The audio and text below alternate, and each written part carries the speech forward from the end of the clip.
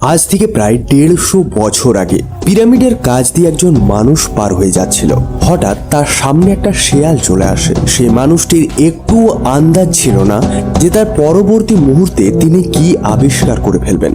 সে মানুষটি শিয়ালটির দিকে একটা পাথর ছুঁড়ে এবং সেই মাত্রই শিয়ালটি পিরামিডের মধ্যে একটা গর্তের ভেতর ঢুকে যায়। সেটা দেখে মানুষটি না থাকতে পারায় মানুষটি তার কাছে যায় এবং দেখে গর্তটির মধ্যে কি রয়েছে। গর্তটির ভেতরে ঢুকতে ঢুকতে মানুষটি এমনই একটা জিনিস দেখতে পায় যেটা আজ অব্দি কেউই কল্পনা করেনি। পিরামিডের ভেতরে একটা সিক্রেট চেম্বার তিনি দেখতে পান।